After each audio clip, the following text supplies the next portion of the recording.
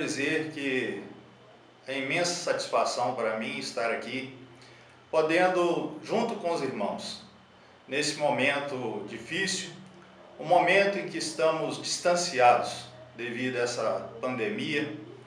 Esses dias eu ainda estava me lembrando a respeito de Elias, no momento quando ele tinha enfrentado os profetas de Baal, de uma forma extraordinária.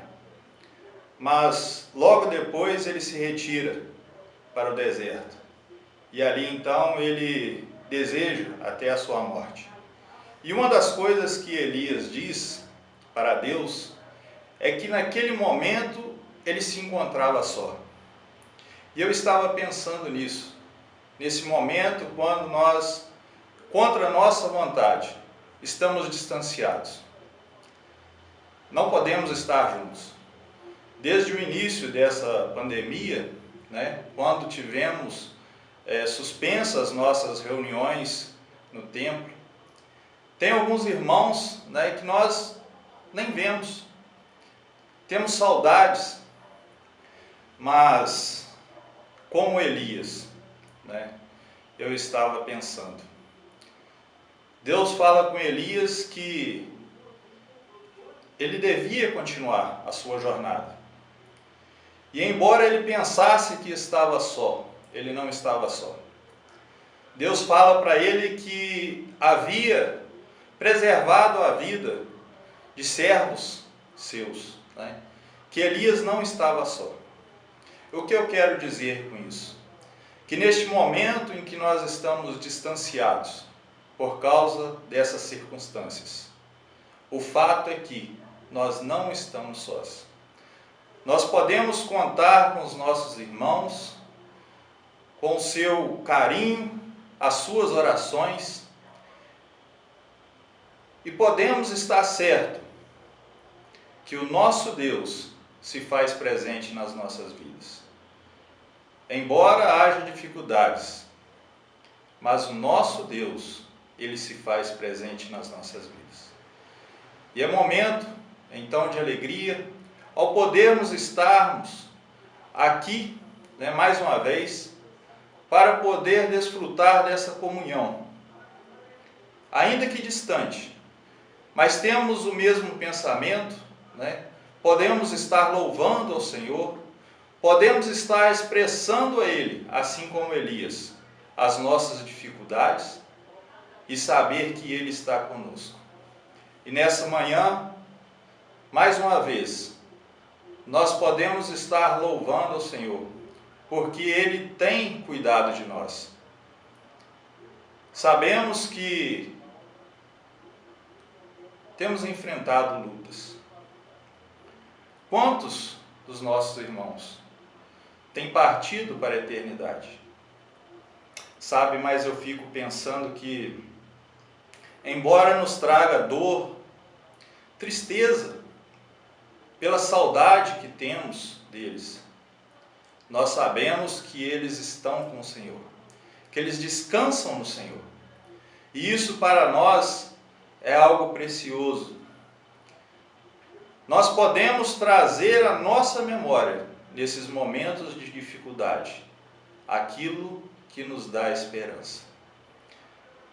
E a palavra de Deus está cheia de palavras que nos dão esperança, porque nós pertencemos a um Deus que é vivo e que está conosco.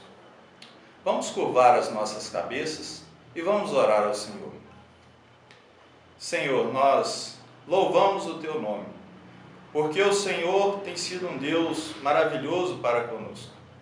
Nós que outrora estávamos perdidos, distanciados da presença do Senhor, por causa do nosso pecado, houve um dia, na plenitude do tempo, que o Senhor enviou o Seu Filho, o Seu único Filho, a este vasto mundo para vir de encontro à nossa necessidade, para nos livrar da condenação eterna que estava sobre nós. E só o Teu Filho, o Senhor Jesus Cristo, o único, perfeito, poderia pagar o preço dos nossos pecados. E assim o fez ali na cruz do Calvário, morrendo no nosso lugar, manifestando um amor que nós não conseguimos entender. É insondável o teu amor, mas nós cremos que esse sacrifício é o único meio de nós podermos estar novamente na tua presença, de podermos ter comunhão com o Senhor, de desfrutar desse cuidado de filhos de um Deus que é tão poderoso, mas que, sendo poderoso, também é misericordioso, que entende a nossa necessidade e tem cuidado de nós, tem se manifestado a nós. Nós pedimos, Senhor, que continue nos abençoando. Abençoe a sua igreja, abençoe a cada servo seu. O Senhor conhece a necessidade de cada um. Que o Senhor possa estar suprindo as necessidades nesses momentos difíceis, que só o Senhor pode fazer isso. Nós sabemos que todo o poder está nas tuas mãos, que não há limite para o Senhor. Querendo Deus, quem o impedirá? Nós queremos que nessa manhã, quando a tua palavra há de ser aberta, que ela possa vir de encontro às nossas necessidades, que ela venha falar aos nossos corações e que nós possamos ser acrescidos do teu conhecimento, para que possamos buscar viver vidas que de fato agradem ao Senhor. Tudo isso nós te agradecemos, confiados em nome do nosso Senhor Jesus Cristo. Amém. Nós vamos, neste momento, estar ouvindo a palavra de Deus.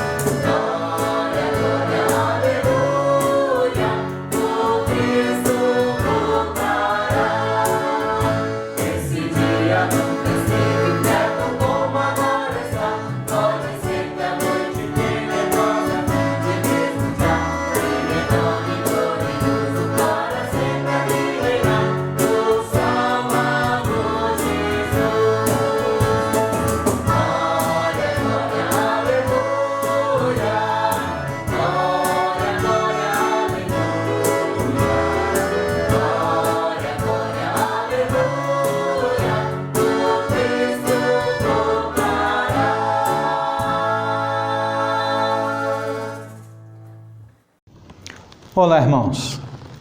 Nós já começamos as nossas reuniões presenciais e tem sido um momento marcante, mas nós também não podemos nos esquecer daqueles irmãos que se encontram no grupo de risco e que não podem participar dessas reuniões presenciais.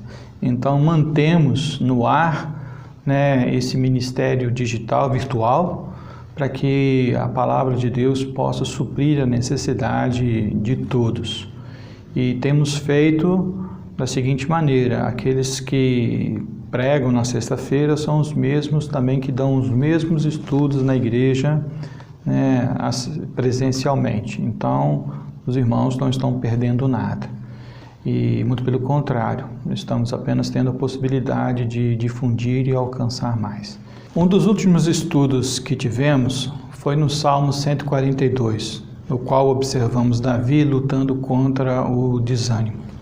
Na ocasião, nós descobrimos que o título histórico e melódico que acompanha uma boa parte dos Salmos associava ao período em que Davi estava fugindo de Saul, provavelmente quando ele se refugiou ali nas cavernas de Adulão. O Salmo 142 trazia consigo muitas expressões repetidas, as quais davam intensidade à solidão e à tristeza de Davi. Foi também declarado que o Salmo 142 é companheiro do Salmo 57, porque traz consigo a mesma nota histórica, quando estava na caverna. Juntos, os dois salmos nos dão uma ideia do estado e das emoções de Davi durante aquela provação. Contudo, afirmei na época que o Salmo 57 descrevia Davi como um homem corajoso e animado, quase gostando da situação por causa da certeza do seu resultado triunfante. Não há nada de errado nesses salmos e nem nos relatos de suas emoções. Enquanto um descreve sua luta contra o desânimo, o outro vai descrever uma vida vivida na esperança. Viver na esperança não exclui lutar contra o desânimo. Então eu quero convidá-los para lerem comigo agora o Salmo 57. Para o mestre de música, de acordo com a melodia, não destruas, poema epigráfico davídico, quando Davi fugiu de Saul para a caverna. Misericórdia, ó Deus, misericórdia, pois em ti a minha alma se refugia. Eu me refugiarei à sombra das tuas asas, até que passe o perigo. Clamo ao Deus Altíssimo, a Deus que para comigo cumpre o seu propósito. Dos céus ele me envia a salvação, põe em fuga os que me perseguem de perto. Deus envia o seu amor e a sua fidelidade. Estou em meio a leões, ávidos para devorar. Seus dentes são lanças e flechas, suas línguas são espadas afiadas. Sê exaltado, ó Deus, acima dos céus. Sobre toda a terra esteja a tua glória. Preparam armadilhas para os meus pés. Fiquei muito abatido. Abriram uma cova no meu caminho, mas foram eles que nela caíram. Meu coração está firme, ó Deus. Meu coração está firme. Cantarei ao som de instrumentos. Acorde, minha alma. Acordem a harpa e lira. Vou despertar a alvorada. Eu te louvarei, ó Senhor, entre as nações. Cantarei teus louvores entre os povos, pois o teu amor é tão grande que alcança os céus e a tua fidelidade vai até as nuvens. Sê exaltado, ó Deus, acima dos céus, sobre toda a terra esteja a tua glória.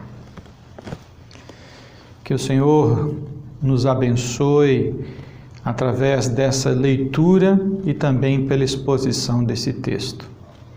Como eu afirmei, o Salmo 57 descreve uma vida vivida na esperança. Isso me faz lembrar de uma história real. Em 2014, o pescador José Salvador Alvarenga, um náufrago salvadorenho, disse ter sobrevivido mais de 13 meses à deriva no Oceano Pacífico.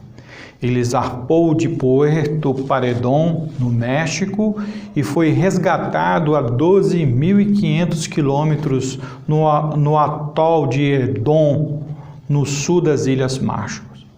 Em seu relato, ele diz que ele foi obrigado a lançar ao mar o cadáver do companheiro adolescente com quem havia saído para pescar. pois ele havia morrido de inanição. O próprio Alvarenga pensou em suicídio, mas o fato de lembrar da sua família e manter a sua profunda fé religiosa o manteve vivo. Eu creio que este episódio ilustra muito bem esta verdade. Viver na esperança não exclui lutar contra o desânimo. Quantos de nós acreditam que as nossas dores pessoais são maiores do que de toda a terra? Quando assim nós fazemos, nós estamos medindo as nossas dores de acordo com as nossas esperanças. Pouca esperança é sinal de muita dor e vice-versa. Entretanto, no relato de Davi, nós encontramos sempre uma esperança acima da expectativa ou da realidade do tamanho da dor. O Salmo 142 descreveu o tamanho da dor de Davi, que o levou a enfrentar o desânimo. Mas o Salmo 57 descreve uma vida vivida na esperança. E esta vida esperançosa está no mesmo contexto do desespero e dor de Davi. Eu quero então iniciar refletindo a nossa mensagem. Temos vivido uma vida na esperança? Além da ligação do Salmo 142 com o 57, nós encontramos outras ligações mais estreitas entre os Salmos 57 e 56. Pois os títulos situam ambos os salmos no período em que Davi foge de Saul. São semelhantes nos títulos, cada um começando com um clamor por misericórdia e terminando com uma forte nota de ações de graças. Há também ligações entre o Salmo 57, 58 e 59, em que parte de seu título é comum aos três. O Salmo 57, de 7 a 11, é repetido no Salmo 108, de 1 a 5. Essas semelhanças cogitam que o Salmo 57 é uma combinação de dois outros salmos ou parte de salmos. No entanto, é mais provável que o Salmo 108 tenha tomado emprestado essa parte do Salmo 57.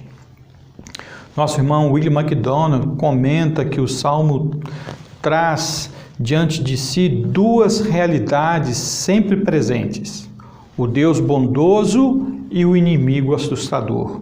O Salmo alterna entre as duas, mas a fé no primeiro é maior do que o medo do segundo. Daí a ênfase sobre o Senhor e não sobre o adversário. Igualmente, o comentarista Oesterley declara: resume-se o ensino do Salmo da seguinte maneira: a fé não nos livra das provas, mas nos capacita a triunfar sobre elas. Além disso, a fé nos eleva muito acima do sentimento de dor puramente pessoal e cria uma paixão no sentido de exaltar a Deus entre as nações.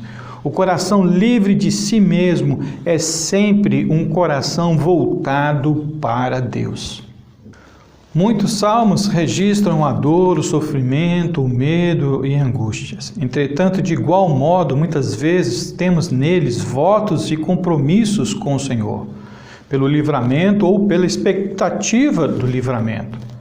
Este, em especial, o 57, nos revela esperança numa vida no Senhor em meio à dor, mas não por causa da dor.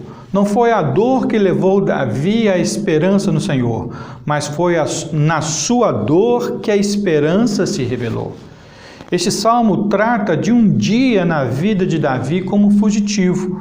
O versículo 4 mostra o indo deitar e o versículo 8 fala dele despertando para um novo dia. Deus aquietou o seu coração e lhe deu o sono de que ele tanto precisava, conforme Salmo 4, verso 8 diz. É interessante observar a repetição dos termos misericórdia, enviar, coração, despertar e o próprio refrão nos versículos 5 e 11. Diante da sua experiência, Davi fala de alguma responsabilidade e privilégios daqueles que confiam no Senhor. Esse salmo ele consiste de duas partes.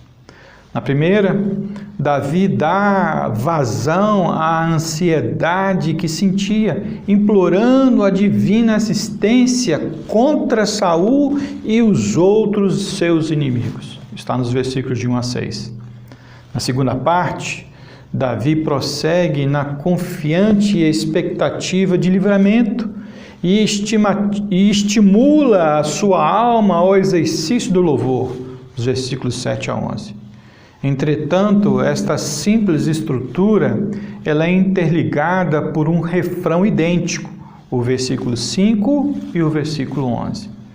Com vista nessa particularidade, eu quero abordar esse salmo que nos ensina a vida vivida na esperança, sobre 3 atos pessoais importantes. O primeiro ato, que produz uma vida vivida na esperança, revela que cada dia é um dia de oração, versículos de 1 a 5. Misericórdia, ó Deus, misericórdia, pois em ti a minha alma se refugia. Eu me refugiarei à sombra das tuas asas, até que passe o perigo. Clamo ao Deus Altíssimo, a Deus que para comigo cumpre o seu propósito. Dos céus ele envia a salvação, põe em fuga os que me perseguem de perto. Deus envia o seu amor e a sua fidelidade. Estou em meio a leões ávidos para devorar, seus dentes são lanças e flechas, suas línguas são espadas afiadas. Sê exaltado, ó Deus, acima dos céus, sobre toda a terra esteja a tua glória. Davi começa com uma súplica por misericórdia, pois depende da graça de Deus para fazê-lo atravessar suas tribulações, até que passe o perigo, ele diz. Não há como negar que ele se encontra em perigo por causa das calamidades, em função daqueles que procuravam de alguma forma devorá-lo, como diz o versículo 3, rugindo como leões e inflamados com ódio e ressentimento contra ele. Seu apelo, portanto, é por proteção. A referência em buscar refúgio à sombra das asas de Deus poderia ser ou uma alusão geral ao cuidado protetor de Deus, ou poderia se relacionar com a presença divina no tabernáculo através dos querubins, com as suas asas voltadas uma para o outro sob a tampa do propiciatório. A imagem prevalecente diante do contexto aqui indica que Davi estava em pleno relacionamento de confiança no Senhor, que o leva então ao experimento do acolhimento e proteção. O emprego do termo refugiar é uma característica peculiar de Davi, que enquanto a maioria das pessoas teria considerado a caverna como um refúgio, algo seguro, ele viu além dela. Tanto a caverna quanto uma fortaleza podem se tornar uma armadilha para aquele que se encontra aparentemente seguro dentro delas. Esta é uma viva lembrança que nós encontramos no livro de Provérbios, capítulo 3, versículo 5.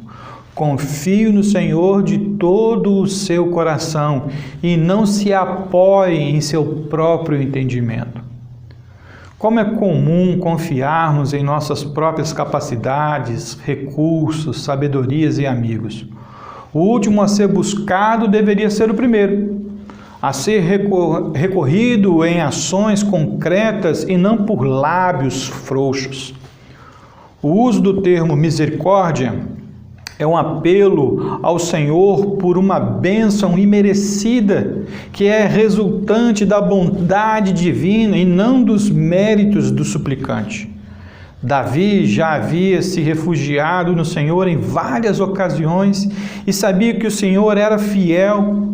Sua alma confiava no Senhor, e essa é uma forma de expressão cuja força não se deve ignorar, pois implica que a confiança que Davi exercia era procedente de sua própria intimidade com o Senhor. O salmista clama ao Deus Altíssimo, nos versículos 2 e 3. Ele usa o nome duplo de Deus. E este nome não revela apenas a posição de Deus em relação às suas criaturas, mas o nome Altíssimo poderia ter trazido à memória de Davi as lembranças da boa mão de Deus, como por sobre o homem Abraão, que foi alguém historicamente desprovido de um lar fixo na terra da promessa. Abraão dependeu do Senhor e de sua promessa para a sua sobrevivência. Assim, certamente, o uso do nome de Deus Altíssimo foi uma preparação para o pensamento do socorro que vem do alto. Deus é Altíssimo, não por sua posição divina apenas, mas porque está acima de toda a criação e das circunstâncias sob o seu governo. Diante dessa realidade, Davi então emprega o verbo cumpre, que fala do modo como Deus leva à completude, ou seja, à conclusão, o término, que empreendeu em prol dos seus santos. O Deus Altíssimo, aquele que governa sobre tudo, traz bênção ao seu povo, enquanto visita seus inimigos com juízo. Ele envia salvação aos que se encontram em angústias profundas, demonstrando assim seu contínuo comprometimento pactual. Ele é o Deus que transborda de amor e fidelidade, como diz Êxodo 34. Davi e o Senhor tinham um pacto. Davi seria rei no lugar de Saul. Davi cria nessa afirmação divina. Saul e seus homens eram como animais vorazes, perseguindo sua presa, em versículos 3 e 4. Mas Deus protegeria Davi com seu amor e fidelidade. Se Davi se deitasse na caverna para dormir, era possível que Saul e seus homens o encontrassem, mas o Deus de Davi era o Deus Altíssimo e cumpriria os grandes propósitos que havia preparado para o seu servo, como ele mesmo afirmou. Ele disse: o Senhor cumprirá o seu propósito para comigo. Teu amor, Senhor, permanece para sempre. Não abandones as obras das tuas mãos. Salmo 138, verso 8. Davi também tem certeza da hostilidade que enfrentaria. Sua oposição não é algo velado ou cheio de sutilezas pelas manobras políticas, mas sim nas atitudes e ações e sentimentos que revelam a natureza de um coração vazio da vontade de Deus, como era o coração de Saul. Portanto, os inimigos são descritos como se fossem animais selvagens, diz o versículo 4. As expressões usadas aí em meio a leões, estou entre animais vorazes, pressupõe a constante hostilidade com que os inimigos atacavam, enquanto o uso de metáforas como lanças, flechas e espadas descrevem a crueldade e o veneno em seus perseguidores, instalado ali em seus perseguidores. Davi sabe que Deus não é um observador ocioso. Suas palavras no versículo 5 são, respectivamente, uma declaração concernente à glória de Deus e um clamor direto por seu socorro. Sê exaltado, ó Deus, acima dos céus, sobre toda a terra esteja a tua glória. Esta compreensão tornou-se tão clara neste salmo que Davi inclui um cântico de louvor nessa oração vespertina. Então ele deita e dorme. Ele não orava apenas na hora de dormir, mas também ao longo do dia. Desta forma, ele aliviava a sua ansiedade e preocupações. Será que o verso do Novo Testamento é a realidade desta situação? Lá em 1 Tessalonicenses 5,17, orai sem cessar. Mas seriam as angústias de um dia iguais a dos outros? A resposta de Deus é sempre a mesma para esses dias diferentes? Com muita segurança posso dizer que as angústias diárias são diferentes, ou quando muito similares, pois todas elas vêm em papéis diferentes e requerem de nós orações diferentes. Este Salmo 57 é um exemplo dessa verdade, quando nós o comparamos com o Salmo 142. Dias e angústias diferentes, com orações diferentes, mas com a mesma fé e relacionamento com o Senhor. Davi ora de forma diferente nesse salmo. Deus está sobre tudo nos céus e na terra. Sua glória é a sua própria presença. Quando a resposta vier dos céus, constituirá livramento para o coração confiante e desonra para aqueles que o oprimem. Será uma demonstração inesquecível da segurança e do amor de Deus. Davi não orava apenas na hora de dormir, mas também ao longo do dia. Porém, encarava o dia com uma oração especial de adoração e de compromisso. Portanto, irmãos, cada dia é um dia de oração. Eu pergunto, como você tem expressado as suas orações? De que forma em suas orações você derrama a sua ansiedade e expressa a sua confiança no cuidado de Deus? O segundo ato que produziu uma vida vivida na esperança revela cada dia é um dia de louvor, versículos de 6 a 11. Prepararam armadilhas para os meus pés, fiquei muito abatido, abriram uma cova no meu caminho, mas foram eles que nela caíram.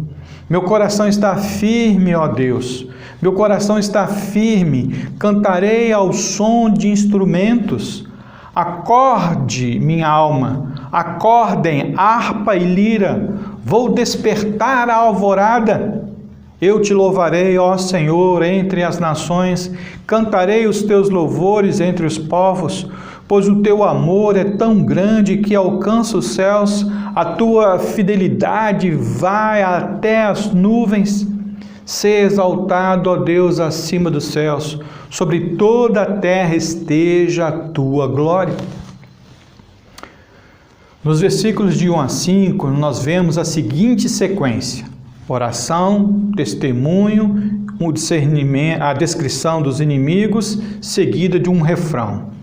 Já nesta segunda sessão, de 6 a 11, nós temos uma outra sequência. Nós temos o inimigo, o testemunho do Senhor e o louvor. E é justamente esse louvor que recebe toda a ênfase. O versículo 6, ele serve de ponte entre a primeira e a segunda sessão do Salmo, com o seu clamor a um Deus fiel, e a última sessão com o seu confiante louvor a Ele. O perigo continua presente, mas a confiança no livramento só aumenta. Davi expressa assim a sua percepção: armaram uma rede e cavaram uma cova, ou seja, se refere aos métodos usados pelos caçadores para apanhar a caça. No entanto, o mal é autodestrutivo e os perversos caíram nas suas próprias armadilhas. E esta foi a sabedoria da vida aprendida e transmitida por Salomão ao seu filho, como também ao seu povo. Diz lá em Provérbios: assim como é inútil estender a rede se as aves o observam, também esses homens não percebem que fazem tocaia contra a própria vida. Armam emboscadas contra eles mesmos. Provérbios capítulo 1, 17 e 18. Davi, em sua angústia, quase tinha perdido a sua resistência. Fiquei muito abatido, ele disse. Mas agora houve uma reviravolta da situação, pois o mal, de modo característico, traz consigo o seu próprio julgamento. Foram eles que nela caíram, ele disse. Os inimigos colocaram armadilhas, porém Davi confia em Deus. Assim não lhe faltam motivos para cantar, louvar ao Senhor. Ao exclamar, meu coração está firme, ele promove um contraste de felicidade que é estabelecido com a expressão anterior: fiquei muito abatido. É uma mudança não só de sentimentos, mas de atitude. Davi emprega o termo firme que descreve a inabalável confiança que ele deposita em Deus, e a repetição do termo enfatiza ainda mais isso. Um coração firme é aquele que se apega às promessas do Senhor e não vacila entre a dúvida e a fé. Outro aspecto interessante está na gramática nesses versos, pois não se há nenhum objeto aos verbos cantar e fazer música. Ou seja, cantar para quem? Fazer música para quem? É evidente que o louvor deve ser entoado a Deus, afinal a fé e o louvor estão atados de forma bem estreita, por que não dizer misturados? Portanto, a sua mudança de sentimentos e atitudes explodem em uma expressão de louvor magnífica. Acorde, minha alma, acordem harpa e lira, vou despertar a alvorada. Eu te louvarei, ó Senhor, entre as nações, cantarei teus louvores entre os povos.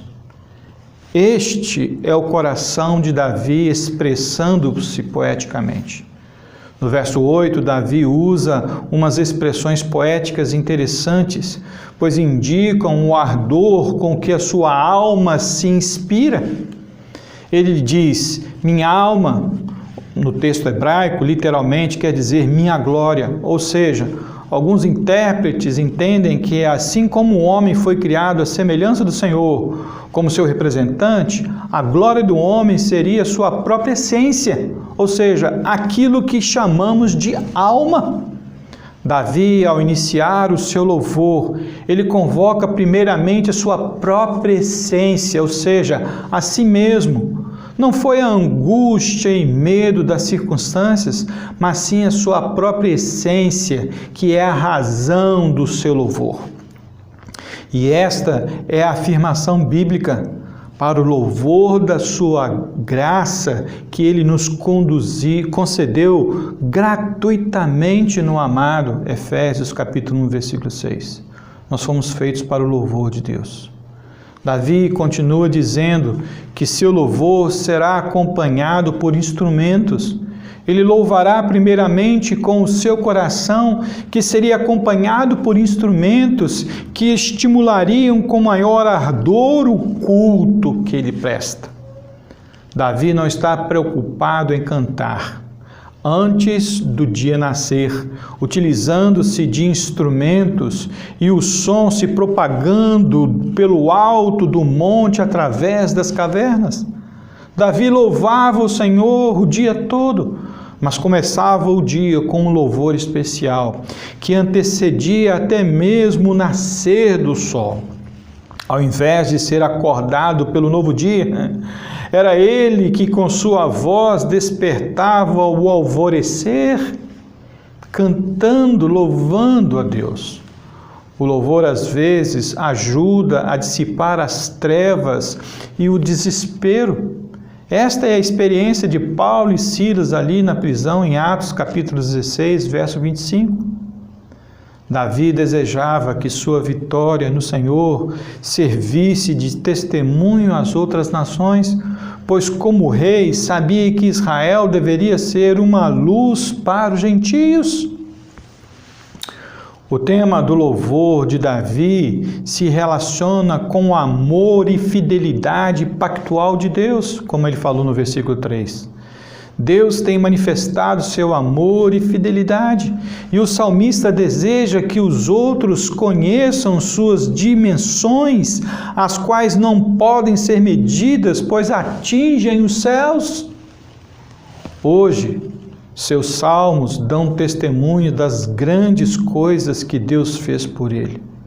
No versículo 3, Deus envia do céu sua misericórdia e fidelidade. Mas no versículo 10, a misericórdia e a verdade elevam-se até as nuvens. O salmo aqui indica que nesse momento de perseguição e angústia, a esperança estava presente na vida de Davi. Por isso, antes mesmo que o dia começasse, trazendo seus males diários, um novo louvor seria ofertado ao Senhor em bom e alto som. Portanto, irmãos, cada dia é um dia de louvor. Deixe-me perguntar, hoje nós temos uma infinidade de cânticos e ritmos, mas será que partem de uma alma elevada para a compreensão do caráter de Deus? Como é que você expressa o seu louvor ao Senhor? O seu louvor reflete sua esperança do cuidado fiel e misericordioso dele para com aquele dia? O último ato que produz uma vida vivida na presença revela que cada dia é dia de exaltar o Senhor. São os versículos 5 e 11. Como já vimos, estes versos são um refrão. Sê exaltado, ó Deus, acima dos céus, sobre toda a terra esteja a tua glória. Esse refrão, ele pede que Deus manifeste sua grandeza de tal modo que o povo seja compelido a dizer: isto vem do Senhor e é algo maravilhoso para nós, conforme o Salmo 118, 23 diz. Ele adequadamente continua o tema do versículo 10 e focaliza novamente a oração pela manifestação da glória de Deus.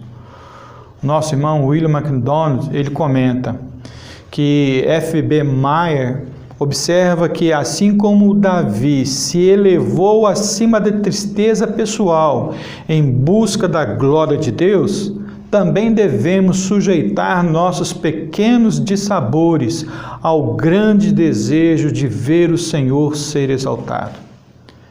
Esta é a essência da esperança a ser vivida. Ver o Senhor ser exaltado, independente das circunstâncias do meu dia. Se estamos orando, crendo e louvando ao Senhor, não deveríamos ter dificuldade de exaltar seu nome em tudo o que dissermos, fizermos e experimentarmos? Entretanto, somos muito mais propensos a esquecer da vida vivida em esperança, pois não somos capazes de ver além da nossa dor. Devemos fazer tudo para a glória de Deus, é o que diz Paulo em 1 Coríntios capítulo 10, verso 31. E se tudo inclui esconder-se nas cavernas, então que o Senhor seja exaltado. A oração, o louvor e o desejo de que Deus seja exaltado são elementos que transformam qualquer caverna no santo dos santos para a glória de Deus. Irmãos, o que o tem levado a exaltar o Senhor? Concluindo, imagine-se no lugar daquele homem perdido no mar por 13 meses. Já imaginou?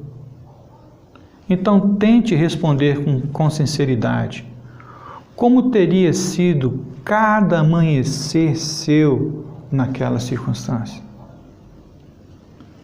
Você acha que seria diferente do seu amanhecer no dia de hoje ou no dia de amanhã, se nos permitir? Por que seria diferente? Cada amanhecer de Davi não foi o mesmo.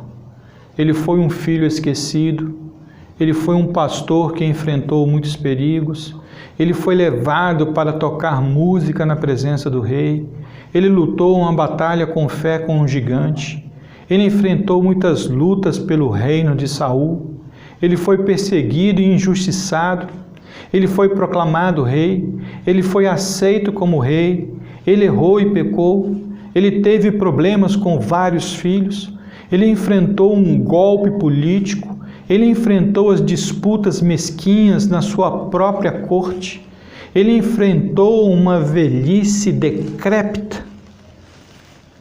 Será que cada um desses dias ele deixou de louvar o Senhor do mesmo modo?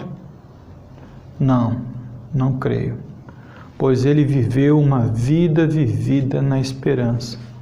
Cada dia foi uma oração diferente. Cada dia foi um louvor diferente.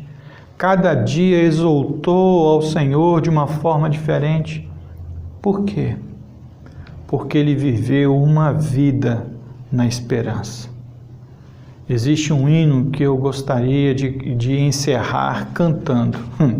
Não eu, mas eu convido você para cantar comigo. Mas ao cantar, procure fazê-lo com um coração cheio de esperança. O hino que cantaremos se chama Salmo 108, do grupo Vencedores por Cristo. Um hino, como dizemos, da velha guarda. Vamos cantá-lo?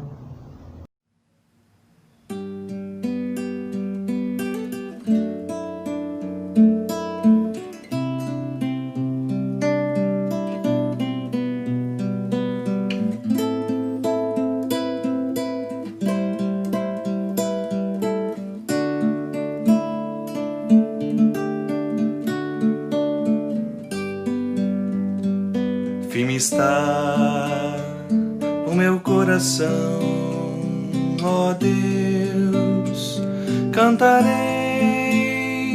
e entoarei louvores de toda a minha alma.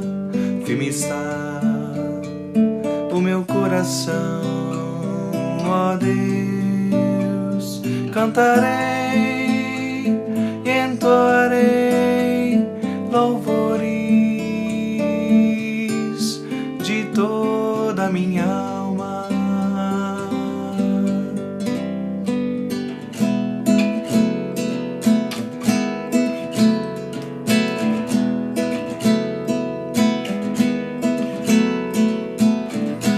Despertai o saltério, despertai a harpa, despertai o saltério, despertai a harpa. Quero acordar a alva, quero acordar a alva. Despertai o saltério, despertai a harpa, despertai o saltério, despertai a harpa.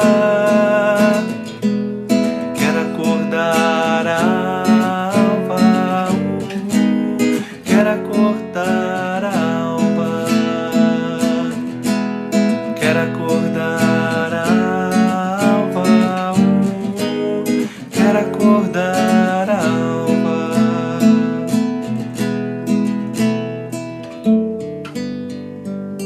Render-te graças entre os povos, ó Senhor.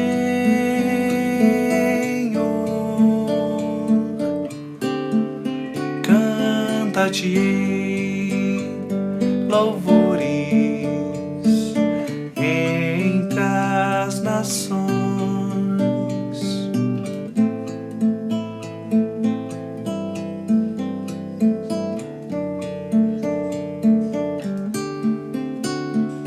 Porque acima dos céus se eleva a sua misericórdia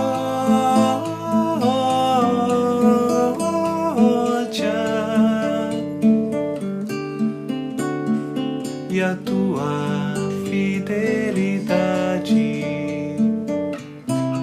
para além das nuvens, para além das nuvens, para além. Firme está o meu coração, ó Deus.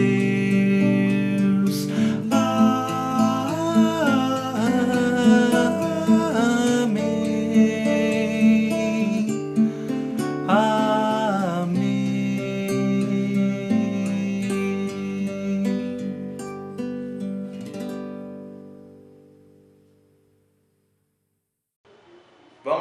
momento, estar mais uma vez orando, agradecendo ao Senhor por essa escola que nós tivemos. Senhor nosso Deus, nós queremos agradecer ao Senhor, porque na manhã desse dia o Senhor tem falado conosco, o Senhor tem usado o teu servo, que o Senhor possa estar agindo em nossos corações, quebrantando nossos corações, mediante a tua palavra que foi anunciada. Que nós possamos desejar a cada dia servir ao Senhor como o Senhor merece. Damos graças ao Senhor por tudo. Amém. Vamos estar ouvindo, neste momento, mais um hino.